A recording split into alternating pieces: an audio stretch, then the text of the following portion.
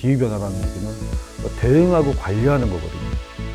항상 기후의 어떤 변화를 우리가 파악하고 우리가 정말 거기에 맞게 적절하게 적합하게 알맞게 행동을 하고 있는지를 만들어가는 과정이라고 생각을 합니다.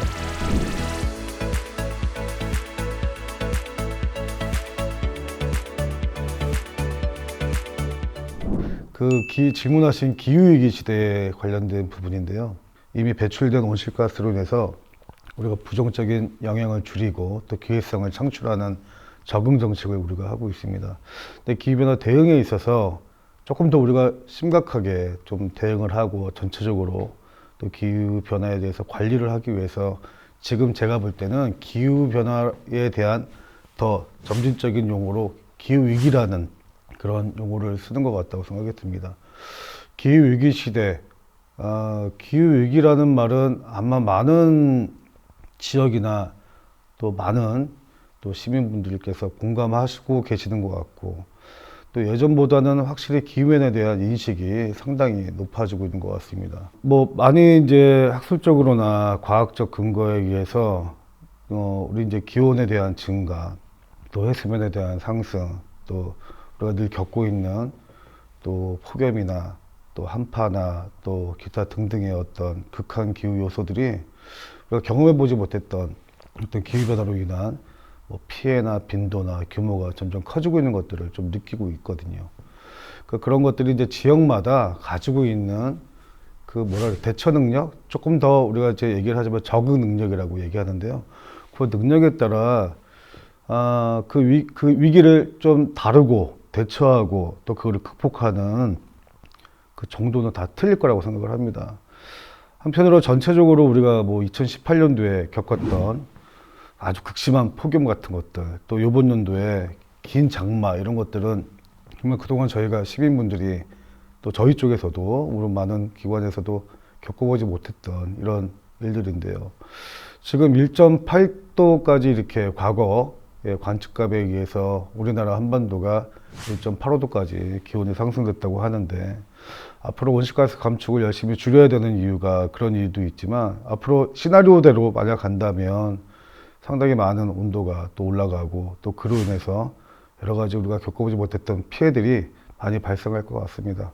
그런 부분들이 이제 지역 단위에서 또 개개인의 어떤 적응 능력 수준에서 많이 차이가 날 것 같은데 이런 부분에 있어서 제가 위기를 어떻게 다뤄야 될지라는 부분에 있어서 많은 지역사회나 또 국가에서 좀 관심을 갖고 열심히 노력하고 있는 단계라고 보시면 될 것 같습니다.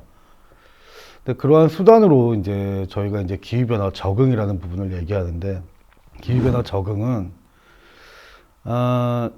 과거부터 우리가 현재까지 발생했던 어떤 기후변화에 대한 발생했던 어떤 증거들 또 현재부터 앞으로 미래에 발생할 수 있는 예측할 수 있는 어떤 전망에 대한 기후변화에 대한 전망을 가지고 우리 지역사회의 기후변화에 대한 어떤 피해를 줄이고 또 적절한 조치 계획을 만들면서 조절해가는 어떤 과정이라고 또 얘기할 수가 있겠습니다. 근데 저는 가장 중요하게 생각하는 게 이 기후위기 시대에 우리가 어떻게 이제 우리가 적응 조치를 해야 되느냐라는 부분에 있어서 우선은 기후변화 적응에 건강, 농업, 산림, 생태계 또 산림 생태계 그다음에 해양수산 기타 등등의 그 지역에 부합하는 기후변화 영향과 관련된 여러 가지 다양한 부분들이 다 기후변화에 적응해야 되고 또 적응을 하는 과정 중에 있는 근데 여기에 참여되어 있는 다양한 이해관계자와 담당자들이 실제 적응을 위해서 실질적으로 행동해야 되는 그런 과정이 좀 잘 반영되어야 된다는 게 굉장히 중요하다고 생각을 합니다. 그러니까 물론 그 지역마다 또 기후의 어떤 피해 부분에 따라서 차이는 있겠지만 어떤 특정 한 사람 또 특정 부분의 어떤 관계자들만 이렇게 적응하는 것이 아니라 모든 부분이 다 그 합동적으로 들어와서 적응에 대한 관리를 또 해야 되고요. 대응을 해야 되고요. 더 중요한 거는 실제적으로 기후변화로 인해서 또 이미 이제 배출된 온실가스로 해서 발생하는 이런 피해를 직접적으로 체감하는 거는 또 지역이고 또 지역에 거주하고 계시는 우리 시민들, 주민들이 직접적인 또 당사자라고 볼 수가 있습니다. 그래서 이런 부분들에 있어서 서로 이 기후변화 적응을 바탕으로 뭐 교육이나 인식이나 또 지역 주민들한테 필요한 또 지역 주민들이 좀 요구하는 실제 체감되고 또 우리가 좀 자주 쓰는 단어가 국민 실천형이라고 얘기를 하는데 체감형 이런 사업을 통해서 일단은 기후에 안전하고 안심한 그런 지역 사회를 만드는 게 굉장히 저는 필요하다고 좀 생각을 합니다. 예, 기후 위기 시대 저는 솔직하게 좀 말씀을 드리면 기후 위기를 우리가 정말 그 각각의 개인이 다 느끼는 게 다 차이가 있을 것 같습니다. 그러니까 저희는 정체적인 어떤 비전과 목표, 또 전체적인 어떤 위기 상황에 대한 전체적인 어떤 종합적인 대응을 위한 하나의 그렇게 용어라고 좀 생각을 하고요. 아까 말씀하셨던 감축과 적응이 조금은 이원화돼서 움직였던 것들도 사실인 것 같습니다. 그러니까 기후변화라는 어떤 이 테두리에 우리가 대응을 하는 거에는 아까도 말씀드렸듯이 우리가 어떻게든 온도를 좀 줄이기 위해서 온실가스 감축을 해야 되는 부분들이 있어야 되는 거고요. 또 이미 배출된 이런 온실가스로 해서 발생하는 피해를 줄이기 위해서 노력을 해야 되는 게 동시에 같이 시스템에 같이 작용하는 게 굉장히 중요합니다. 요즘에 그 감축과 적응의 어떤 공동 편익적 사업도 굉장히 또 이슈가 되고 있고 또 상호 간에 이런 상세와 또 시너지를 높이는 어떤 부분들이 논의가 많이 되고 있는데 일단은 그런 추세로 가는 것은 되게 바람직하다라고 생각하지만 아직까지 어떤 것들을 시너지를 더 높여야 되고 감축과 적응이 상호 연계돼야 되는 부분들은 어떤 것인지는 앞으로 노력을 좀 많이 해야 되는 부분이라고 생각을 하고 적응도 중요하다라고 얘기할까요? 제가 볼 때는 그렇게 아까 제가 미리 말씀을 드렸던 게 한 지역 사회에서 우리가 활동을 할 때 기후변화 대응을 활동할 때 에너지 절약이든 또 신재생 에너지를 활용하든 이렇게 온실가스를 줄이기 위한 노력도 굉장히 중요한 거고요. 기후변화를 어떻게 줄이고 또 감속을 하기 위해서는. 하지만 또 이렇게 기후변화로 인한 영향, 취약성 이런 것들에 대해서는 직접적으로 그때그때마다 피해를 입는 당사자들이 그걸 겪어야 되는 또 그걸 회복해야 되는 그런 단계가 있기 때문에 이게 상호 가치 관계에서 우리가 접근을 보는 게 일단은 시각적으로 맞는 것 같다라고 생각이 좀 들고요. 두 번째로 말씀을 드렸던 게 상호 간에 시너지를 낼 수 있는 쪽도 우리가 한번 같이 봐줘야 된다. 또 세 번째로는 실제 지역 주민들, 근데 여기서 말씀드리는 지역이라는 거는 지역의 유형이 굉장히 중요합니다. 그러니까 우리가 도시 단위에서 아주 밀집되어 있는 도시 구조가 있고 또 도농복합 도시 같은 형태도 있고 또 아까 전에도 잠시 말씀 주셨던 뭐 산촌이나 또 해안가 유형도 있고 도서 지역도 있고 각각의 기후변화를 받아들이는 또 받는 영향은 다 틀릴 것 같고요. 또 기후변화 적응에서 가장 중요한 요소는 각자 가지고 있는 능력, 적응 능력에 따라 차이가 틀릴 수가 있습니다. 이건 지역의 어떤 지리적인 거, 문화적인 요소도 크게 작용을 하지만 적응 능력이라고 한다면 일단은 교육, 뭐 인식, 인프라, 제도, 기술 전체적인 걸 얘기하는데요. 취약한 부분에 그러한 어떤 적응 능력이 부족하다면 거기에서 많은 피해와 어떤 양상이 많이 발생될 거라고 생각을 하거든요. 그런 부분에 대한 접근이 좀 시민 쪽까지, 그 주민들까지 또 그런 지역의 유형까지 우리가 좀 접근이 좀 돼야 되는데 그런 부분들이 좀 이루어지지 못하고 좀 행정적 차원에서 우리가 좀 크게 좀 바라보는 부분들이 좀 있어서 그런 것들이 좀 앞으로는 좀 접근이 돼서 적응이라는 것이 행정적 측면도 적응도 있지만 그 안에 지역 주민들 또 지역 유형별로 거기에 이제 맞춤형으로 적응할 수 있는 기반을 좀 만드는 게 굉장히 중요하지 않나라고 생각이 합니다. 적응이라는 게 이제 소홀하기보다는 이제 앞으로 저희 관심을 갖고 이제 그런 얘기들 많이 하십니다.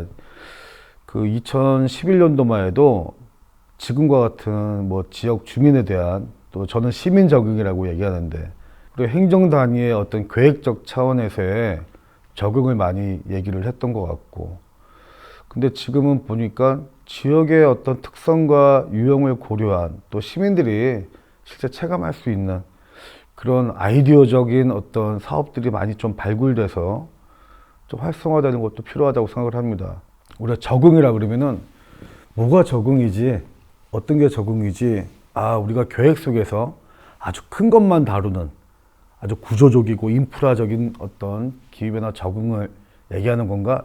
이렇게 생각하시는 부분들이 많지만, 근데 쉽게 말씀드리면, 어떤 것들은 정말 예산이 아주 조금만 들어가도 효율적인 적응도 있는 거고, 정말 예산이 많이 들어가는 인프라 적응도 있는 거고, 또 시민들이 참여해서 같이 할 수 있는 적응도 있는 거거든요. 그런 어떤 하나하나의 요소가 복합적으로 좀 고려되는 게 좀 필요하다고 생각을 합니다. 지금은. 예. 근데 지금은 이제 시민 적응, 시민들이 참여할 수 있는 적응, 또 많은 부분들이 적응이 앞으로 필요하다. 이렇게 얘기하지만, 그게 모자라는 부분들에 있어서 앞으로 노력을 많이 해야 되고, 국가 단위도 이제 노력을 많이 하겠지만, 지역 차원에서 아까 말씀 주셨던 어떤 리빙랩이나 또 커뮤니티 단위에서의 어떤 실질적인 문제 해결력, 그런 적응 활동과 사업들이 많이 같이 이렇게 나와서 실체화되는 게 좀 필요하다고 생각합니다. 예. 또 굉장히 이제 이게 주류화라는 부분이 참 어렵습니다. 제가 생각하는 주류화는 어쩌면 동의하실지 모르겠지만 내재화? 우리가 이제 기후변화에 대해서 제가 하고 있는 분야, 그러니까 뭐 적응이지만 제가 도시계획을 하든 아니면 농업을 하든 우리가 기후변화를 얼마나 고려하고 있느냐, 적응에 대해서 얼마나 관심을 갖고 있느냐, 그 내가 하고 있는 계획, 정책, 사업, 또 각각의 어떤 티어링 되고 있는 어떤 연계적인 어떤 그런 프로세스에서 기후변화 적응이 고려되고 있느냐. 일단 그거에 대한 진단이 필요하다고 생각을 하고요. 두 번째로는 상위부터 하위까지의 어떤 이런 연계고리 속에서 각각의 적응을 고려할 수 있는 요소가 뭐냐. 기존 대비 바꿔줄 수 있는 기후변화 적응에 대한 방법은 무엇이냐. 그런 기법은 무엇이냐. 이런 것들이 단기간에는 빨리 이렇게 주류화되지는 않더라도 그거에 대한 접근은 필요하다고 생각을 합니다. 그러기 위해서는 저는 저희 뭐 국가기후변화적응센터에도 그런 각각의 분야에 대한 주류화를 위해서 노력을 해야 되지만 각각의 이게 소관 부서들이라고 말씀드려요. 건강이면 건강에서 기후변화를 바라보는 어떤 접근이 일단 주류화가 돼야 된다고 생각을 하고요. 농업은 농업정책에서 계획에서 또 주류화가 돼야 되고 그런 것들이 많이 예전보다는 그래도 관심을 갖고 정책이 좀 만들어지고 있는 거다라고 생각이 들지만 그래도 아직까지 주류화는 좀 시작 단계 아닌가 좀 아쉬운 부분이 있는데 좀 쉽게 말씀드리면 본인 스스로가 제일 그 분야를 잘 알고 있고 본인 스스로가 어떻게 바꿔야 될지에 대해서 인지를 하지 않는 한 외부 사람들이 외부 환경에서 바꿔라, 변화해야 된다라는 게 잘 되지가 않다고 생각합니다. 그러기 위해서는 주류화를 위한 연구도 필요한 거고 아까 말씀드렸던 요소도 필요한 거고 또 협력도 필요한 거고 이런 것들이 각각의 영역에서 내재화될 수 있도록 가는 게 굉장히 중요한데 그렇지 못한 부분이 있는 것 같습니다. 일례로 우리가 법정계획으로 기후변화 적응을 선제적으로 잘 대응 관리를 하기 위해서 기후변화 적응 세부 시행 계획을 5년 단위로 저희가 이제 연동계획으로 이렇게 계속 진행을 하고 있습니다. 근데 아까도 말씀드렸듯이 기후변화 적응이라는 분야의 모든 영역이 다 같이 함께 연계되어 있고 걸려 있지 않습니까? 그러면은 그 모든 그 영역의 어떤 종합적인 어떤 적응 영역을 볼 때 각각의 그 소관부서에서 기존 자기가 하고 있던 영역과 어떤 계획과 체계를 바꿔줄 수 있느냐. 그거의 시작점은 주류화라고 저는 생각을 합니다. 거기에는 인식도 필요한 것 같고요. 그다음에 지금 하고 있는 것들에 대한 사업에 대한 진단도 필요할 것 같고 기후변화적인 요소를 그 주류화로 해서 무엇을 바꿔야 될지에 대한 부분에 대한 프로세스 전반에 대한 과정에 대한 진단이 필요한데 그런 게 없다 보니까 주어진 어떤 팩트만 가지고 전체적인 그동안의 역사와 문화와 정책을 바꾸기가 어려울 것 같습니다. 실제적으로. 그런 어떤 각각의 하나하나의 영역에 대한 주류화를 위해서 노력하지 않는다면 글쎄요. 그냥 그 자체적으로 연구 영역을 통해서 나오는 어떤 결과물들에 대해서 단순 합의하는 수준과 아니면 하고 있는 어떤 정책과 사업들이 기변화 관련성이라는 이름만으로 직관적으로 그냥 변화 없이 그냥 들어오는 거 아닌가. 그렇게 좀 가는 부분이 좀 아쉽다는 거죠. 예, 무엇을 바꿔줘야 될지. 그 기후변화 적응은 굉장히 중요한 단어가 조절이라고 저는 생각을 합니다. 그러니까 우리가 언제 끝날지 모르는 이 기후변화 시대에 살고 있지 않습니까? 분명히 지속 가능성 측면에서 보면 또 다음 세대, 넥스트 제너레이션이라고 얘기하는데, 저는 이제 10년 정도 이제 기후변화 적응이 돼가고 있는데, 우리가 그동안 어떻게 적응을 진척시켰는지, 각각의 지역에서 계획을 하면서 진척에 대한 어떤 성과와 효과는 무엇인지, 이런 부분들이 좀 이제 앞으로 정리가 좀 돼서 이제 2단계로 좀 넘어가서 좀 발전시키는 과정이 이제 되어야 된다고 생각을 합니다.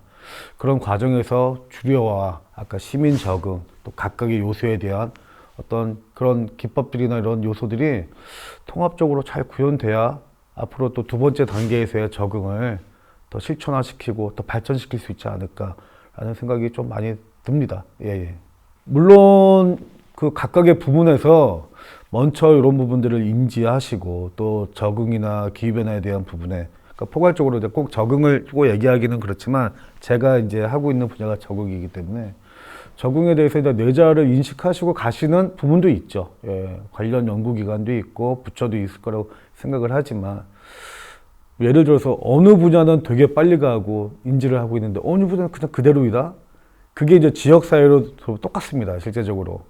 그러니까 우리가 이제 기후변화와 관련돼서 제가 느꼈던 건데, 제가 이제 전국 지자체에 많이 이제 그 다닙니다. 예, 적응에 대해서 관찰도 하고 또 특수한 영향을 가지고 있는 지역들은 좀 방문을 해서 그 실제적으로 어떤 논의가 이루어지는지도 또 이제 관심 있게 들어보는데, 그러니까 농업이나 해양수산이나 산림 쪽은 기후변화에 대해서 인지를 좀 못하시더라도 저절로 변화되고 있는 양상이 나타나고 있기 때문에 사업의 어떤 변화성이 적응이라고 본다면 이루어지고 있는 게 느껴집니다. 그리고 각각의 담당자들도 그에 대해서 같이 따라갈 수밖에 없는 과정이지만, 그 외에 우리 도시 안이나 그 외에 기타 분야 같은 경우는 특정 어떤 이상기변, 극한기후지수, 그러니까 폭염이나 집중호우 같은 특수한 어떤 충격과 어떤 스트레스 받는 그런 어떤 측면 외에는 그렇게 변화가 잘 일어나지 않는다는 거죠.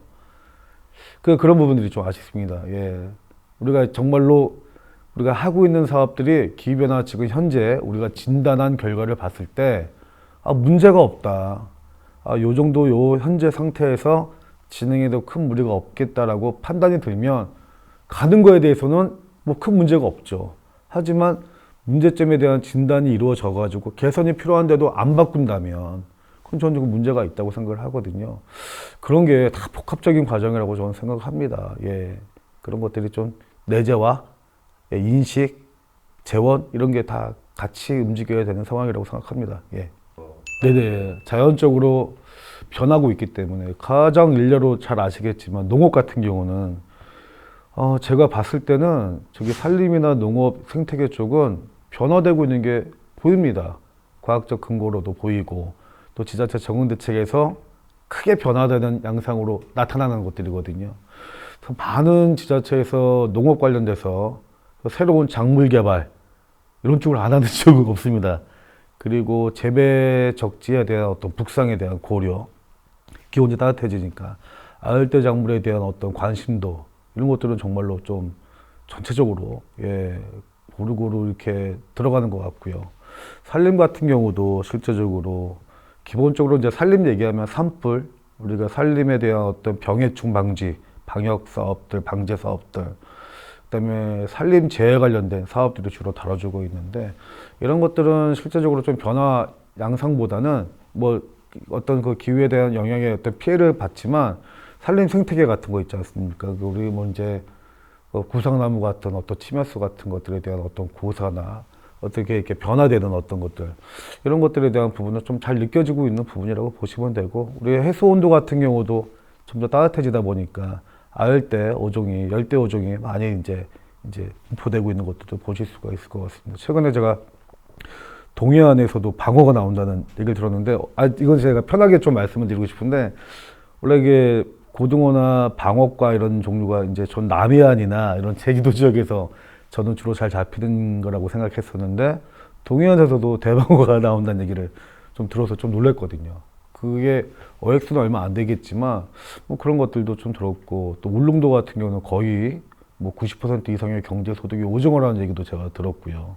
최근에 태백시 같은 경우 제가 이렇게 뭐 한국 주요 과수작물이 뭐 포도, 사과 이런 얘기를 들었을 때 아마 저 밑에 지방에 사과 재배하고 계시는 주 산지 지역은 그래? 라고 하실 수도 있을 것 같아요. 그러니까 이런 점차적인 그 1도, 2도의 변화가 꽤 크구나. 우리 바다 온도 1도도 육지에서는 거의 10도라고 얘기를 하는 것처럼 그 1도, 2도가 굉장히 크다고 생각합니다. 실제적으로. 예. 저는 그렇게 생각합니다. 우리가 기후변화 적응이라는 거는, 또 기후변화라는 얘기는 대응하고 관리하는 거거든요. 항상 우리가 5년 단위로 법정 계획을 새로 만드는 것이 아니라 항상 기후의 어떤 변화를 우리가 파악하고 우리가 정말 거기에 맞게 적절하게 적합하게 알맞게 행동을 하고 있는지를 만들어가는 과정이라고 생각을 합니다. 그런 부분에 있어서 실제적으로 무엇이 우리 지역에 변화되고 있고, 또 불편을 주는 사항이 무엇이고, 시급한 게 무엇이고, 또 피해를 받는 계층은 누구고, 이런 것들에 대한 부분은 늘 그 변화를 같이 파악하고 거기에 맞는 적절한 조치 계획을 만들어주는 지속적인 과정, 온고잉 프로세스라고 하거든요. 그런 과정을 빨리 우리가 좀 뭐 종료를 해야 되겠지만 지속적인 대응 관리를 해야 되는 부분이라고 생각하기 때문에 도시 단위나 또 어떤 각각의 지역의 유형에 맞는 그런 진단, 기후변화에 대한 영향과 진단을 잘 해나가는 것이 가장 중요하다고 생각합니다.